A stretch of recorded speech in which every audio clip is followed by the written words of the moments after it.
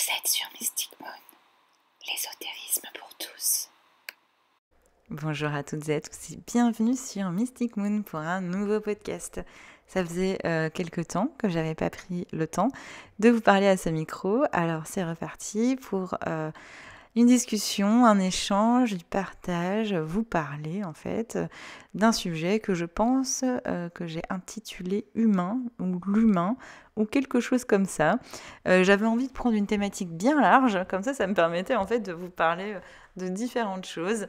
C'est assez cool je trouve ce format podcast parce que je me sens plus à l'aise pour discuter avec vous et pour m'exprimer en fait tout simplement. Alors, pourquoi cette thématique de l'humain? C'est parce que j'ai eu plusieurs prises de conscience et plusieurs expériences ces derniers mois qui m'ont donné vraiment envie de vous parler de ça. Déjà, en fait, je me suis rendu compte que quand on parlait en spiritualité ou dans des pratiques ésotériques comme la sorcellerie ou le chamanisme, qu'on se connectait à la nature, ou en tout cas qu'on se reconnectait à la nature, aux éléments, qu'on conscientisait en fait notre environnement, c'était un élément essentiel. Et en fait, tout de suite, moi en tout cas pour ma part, je pense aux arbres, à la végétation, à la forêt, aux animaux, aux minéraux, aux éléments comme l'air, la terre, l'eau, le feu. Et en aucun cas, j'avais pensé à l'humain. Ce qui est un peu dommage parce que finalement, on fait partie de cet environnement, on fait partie de cette nature. Et ça m'a rappelé à quel point on était, moi en tout cas, j'avais été tellement déconnectée de tout ça pendant un certain temps que depuis que je suis reconnectée à ça, je me suis reconnectée sur tous les éléments que je vous ai cités, mais pas en intégrant l'humain. Ce qui est quand même, je pense, problématique. Et c'est pour ça que j'avais aussi envie de vous parler de ça.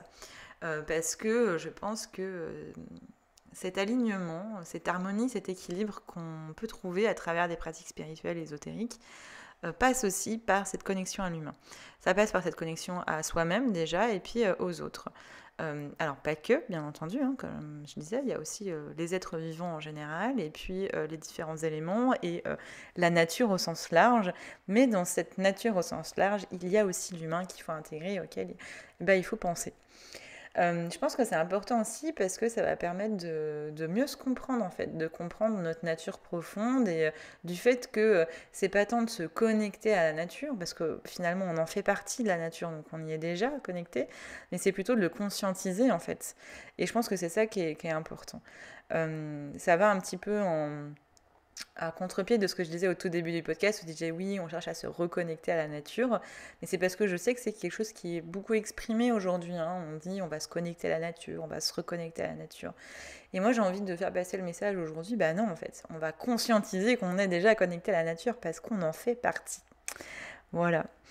Du coup c'est se connecter aussi entre nous, quoi, entre êtres humains. Enfin, encore une fois, en fait, c'est pas de se connecter parce que on est déjà connectés, on est déjà tous connectés. Alors c'est pas facile de le conscientiser, de le comprendre et de le ressentir. Et moi, c'est quelque chose que j'ai pas encore réussi à faire. C'est-à-dire que autant j'ai conscientisé qu'on était tous connectés, autant je ressens cette connexion quand j'ai des personnes physiques autour de moi, autant c'est difficile en fait de la visualiser avec tous les êtres vivants et en tout cas tous les êtres humains parce qu'on est un certain nombre. Et du coup, il y a une espèce de notion un peu universelle liée à l'humain et c'est peut-être ça encore que j'ai pas réussi à toucher du doigt. Alors je pourrais pas aller trop loin du coup dans cette discussion, mais en tout cas, j'avais quand même envie de mettre des premières pierres, faire des premiers pas sur ce sujet.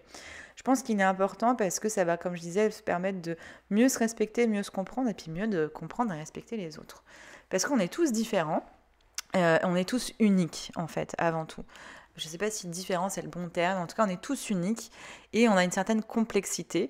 Ça ne veut pas dire qu'on est compliqué, hein, ça veut dire qu'on est complexe. Donc ça veut dire qu'on est fait de plein de choses uniques en son genre et qui fait que du premier abord comme ça, il est difficile de bien se connaître soi-même et du coup de connaître et de comprendre les autres. Donc il y a vraiment une position en fait de compassion et d'empathie et de bienveillance qui est énorme pour pouvoir se conscientiser qu'on est connecté et respecter, honorer cette connexion, que ce soit à la nature en général et du coup aux êtres humains. Et tout ça, je vous en parle parce que même à travers des pratiques spirituelles, ésotériques, j'ai pu remarquer parfois des difficultés à cette bienveillance et cette ouverture et ce respect envers les autres êtres vivants et êtres humains également. Et c'est voilà, c'est normal parce que c'est difficile de manière générale et même sur ces sujets-là, je peux comprendre que ça soit compliqué. Et il n'y a aucun jugement là-dessus, hein, parce que personne n'est parfait et trouver cette harmonie, cet équilibre ne peut pas se faire dans la perfection et il y a forcément des dysfonctionnements et des problématiques et des questions non résolues encore. Et c'est ça aussi qui nous fait grandir, c'est de réfléchir à ces éléments et d'avancer. C'est pour ça du coup aussi que j'avais envie de vous en parler, c'est que j'ai pu voir, ou même aussi expérimenter cette défaillance, enfin ce déséquilibre en fait, qu'il y avait aussi entre nous, quoi, entre les êtres humains, et que je pense ne nous aide pas à trouver cet équilibre, cette harmonie avec nous-mêmes et puis avec la nature et l'environnement en général.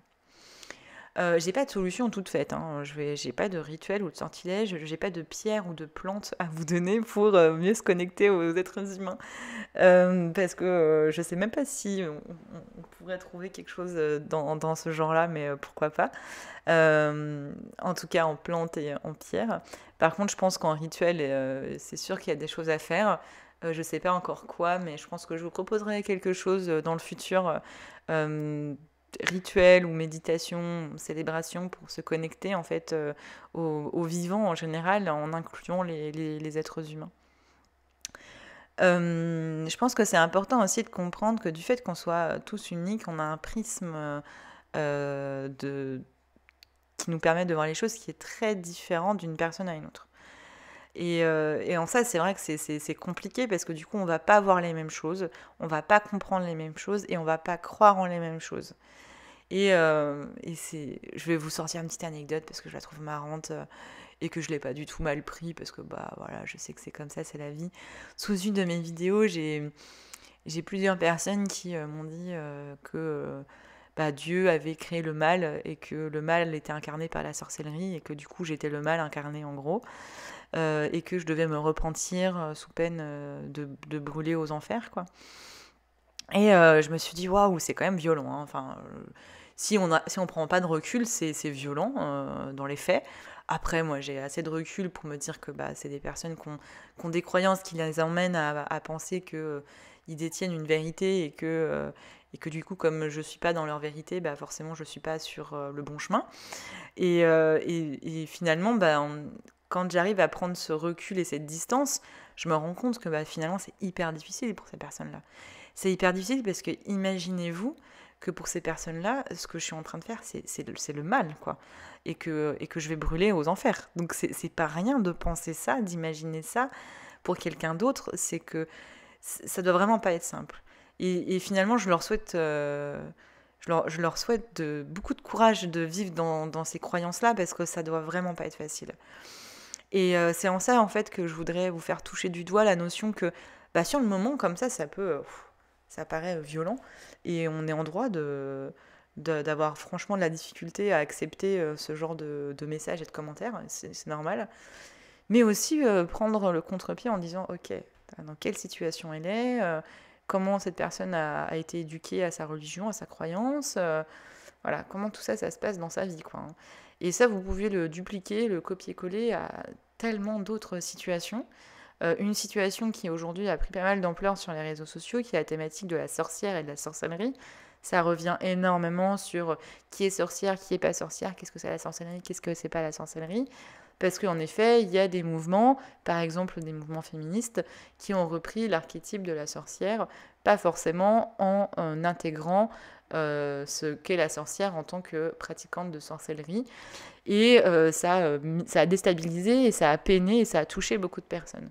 Et encore une fois, je le comprends et je le conçois tout à fait. Mais après, c'est aussi prendre le recul de se dire, ok, 99% de la population, je pense que je dis pas trop de bêtises en disant ça, mais peut-être, hein, mais en tout cas un très très gros chiffre de la population ne pratique pas la sorcellerie et ne sait pas ce que c'est et ne croit pas en la sorcellerie. Enfin, je veux dire très clairement. C'est-à-dire que Si vous parlez à une personne en lui disant bah voilà, pour toi c'est quoi une sorcière, pour toi c'est quoi la sorcellerie, la plupart du temps ils vont dire bah c'est sorti tout droit de contes et légendes ou de science-fiction. Ils vont pas vous dire ah oui c'est une pratique, en effet je pratique pas moi-même mais je connais et je sais qu'il y a plein de personnes qui pratiquent, qui ont cette croyance, qui travaillent avec la nature, les forces de la nature, les énergies, le cycle des saisons, etc. Enfin, je veux dire, arrêtez n'importe qui dans la rue, il y a peu de chances qu'ils vous sortent ça quand même. Donc pourquoi je vous raconte ça, c'est pour vous dire que bah oui, c'est pas tant que ces personnes-là ne respectent pas ou ne comprennent pas, c'est que ces personnes-là souvent ne savent même pas que ça existe et ça fait pas partie de leur prisme de la réalité.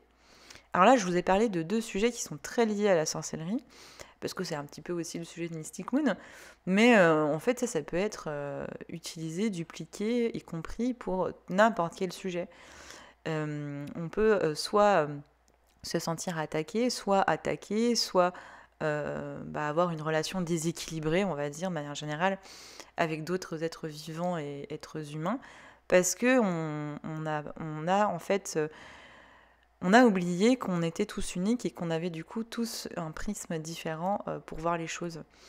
Et au lieu de le voir comme une richesse, la plupart du temps, on le subit. Et encore une fois, c'est pas un jugement, je comprends, parce que moi-même, j'ai eu longtemps des difficultés et j'ai été souvent en colère, en fait. En colère par rapport à des choses auxquelles je tenais particulièrement. Et aujourd'hui, je dis pas que je suis plus jamais en colère, sûrement que ça m'arrive, mais j'ai ce recul par rapport à ça, cette distance en me disant, ok, pourquoi tu es en colère? Qu'est-ce qui se passe? Pourquoi ça te touche? Pourquoi ça te fait du mal? Pourquoi tu réagis comme ça? Et j'analyse, je décortique un petit peu le truc et je me rends compte très vite que c'est parce que on vient titiller des valeurs ou mon territoire ou ma façon de voir les choses. Mais en même temps, mon voisin, il a encore une autre façon de voir les choses, et puis la personne à l'autre bout du monde aussi. Et finalement, est-ce qu'on n'a pas plutôt intérêt à essayer au moins de se respecter, même si se comprendre, ça peut être difficile de tout se comprendre vu qu'on est quand même un certain nombre, mais au moins de respecter le fait que, on a tous une vision des choses qui est différente, parce qu'on est tous uniques. Alors, il y a des personnes avec qui on va plus se retrouver dans les valeurs, dans la façon de faire, la façon de voir, de comprendre. Ce que je dis là, c'est que on va pas être tous être potes demain. On va pas tous se retrouver pour faire une grosse célébration, une grosse fiesta à 6 ou 7 milliards, je sais plus combien on est. Si on est d'accord, c'est pas possible. Le but, c'est pas qu'on soit tous amis, tous meilleurs amis. C'est pas ce que je dis. Mais c'est plus de dire, ok, on est tous des êtres humains, on est tous connectés, conscientisons-le déjà qu'on est connectés et essayons en fait d'avoir ce recul nécessaire sur le fait que je ne suis pas l'autre et l'autre n'est pas moi et que de ce fait il y a forcément des différences qui se font sur les croyances, sur la façon de voir les choses, sur les valeurs, etc. On touche du doigt cette notion d'amour universel, d'amour inconditionnel. Alors, je sais que c'est une notion qui est pas facile à toucher du doigt et pourtant elle me semble essentielle dans une pratique ésotérique, spirituelle. Cet amour inconditionnel et cet amour universel. Ça ne veut pas dire d'accepter. Je ne sais pas ce que je suis en train de vous dire. Je ne vous dis pas qu'il faut accepter certaines choses qui sont vraiment à l'encontre de nos valeurs et de notre éthique et qui nous paraissent justes. Et ça, c'est pas du tout ce que je dis. Je vous dis pas d'accepter, je vous dis pas de valider, je vous dis juste d'essayer de comprendre, de prendre du recul. Et parfois, vous allez vous rendre compte que, oui, en effet, finalement, c'est pas si logique que cette personne-là pense comme ça, et comment je peux faire, en fait, pour mieux la comprendre, et peut-être qu'en la comprenant mieux, elle se comprendra mieux elle-même, et que peut-être que ça fera avancer les choses, on ne sait pas. En tout cas, j'essaye d'appliquer ça, même si, je vais pas vous mentir, quand je reçois des messages comme ça, on me dit que je vais brûler aux enfers et que je suis le mal incarné.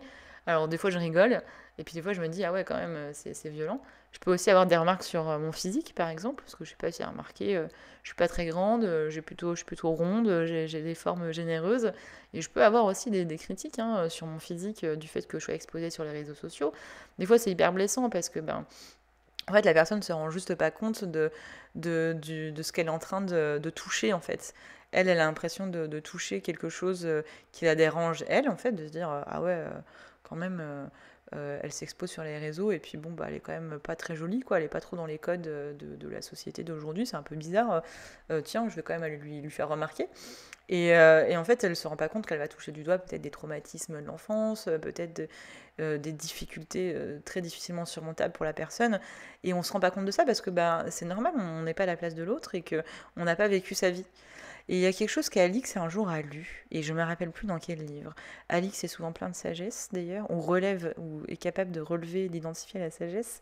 C'était de dire, je vais peut-être mal le redire, mais en gros l'idée c'est que tu ne sais pas dans quel combat est la personne qui est en face de toi. Tu n'imagines même pas quel combat elle est en train de vivre. Et dites-vous ça pour chaque personne que vous rencontrez. Vous ne savez pas dans quel combat cette personne est en train de vivre, et qu'on vit tous des choses qui sont compliquées et difficiles, et que bah, parfois on a pu surmonter et parfois pas. Et on va pas pouvoir aider le monde entier, on est d'accord, mais au moins ça, le conscientiser, le comprendre et le respecter. Je pense que ce serait déjà une tellement belle étape. Je ne sais pas trop si ça a bien sa place sur Mystic Moon, tout ce que je vous raconte là. Mais j'ai trouvé ça important parce que les retraites qu'on propose, par exemple, les stages, les retraites, c'est des moments où on va se retrouver, on va se rencontrer.